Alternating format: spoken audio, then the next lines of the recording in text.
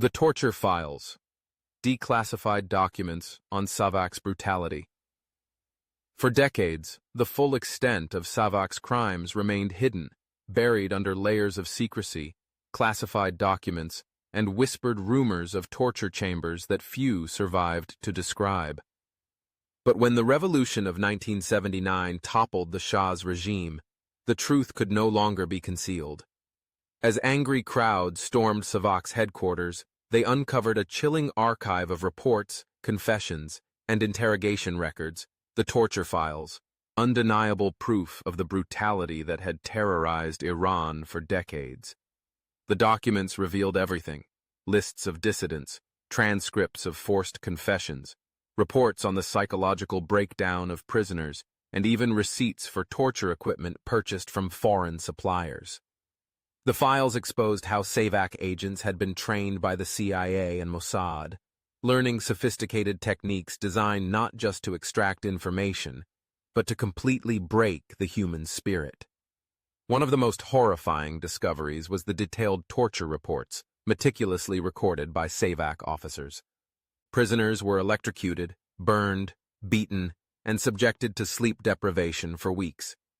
Some were forced into solitary confinement in pitch-black cells for months, while others endured mock executions, hearing gunshots fired next to their heads. The files documented the deaths of prisoners whose bodies were so mutilated that even their families were denied access.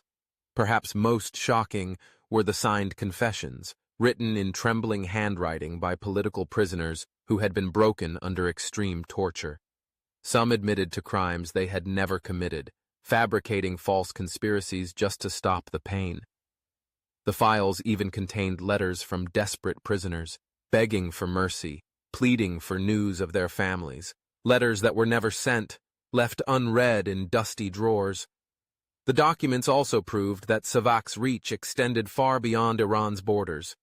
Reports detailed how dissidents living in exile were monitored, how embassy officials acted as spies, and how assassinations were carried out against those who continued to oppose the Shah from abroad. The files showed that Iranian students in Europe and the US were under surveillance, with detailed records of their movements and political activities. When these files became public, the Iranian people erupted in outrage. Families of the disappeared finally had proof of what had happened to their loved ones. Survivors of SAVAK's prisons saw their torturers identified by name, their crimes exposed for all to see. The regime that had once ruled through fear was now the hunted, as former SAVAK officers fled the country or faced execution. The torture files became more than just historical records. They became evidence in the trials of former SAVAK operatives. The new revolutionary government put many of them on trial, with some executed for their roles in the agency's brutality. Others escaped justice, disappearing into exile, their pasts haunting them for the rest of their lives. But even after SAVAK was dismantled, the scars remained. Survivors carried the physical and psychological wounds of their ordeals. The families of the missing were left without closure, as many bodies were never recovered.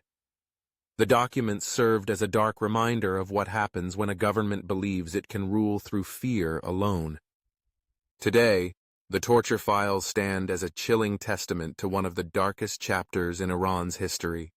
They revealed the machinery of repression, the tactics of terror, and the cost of unchecked power.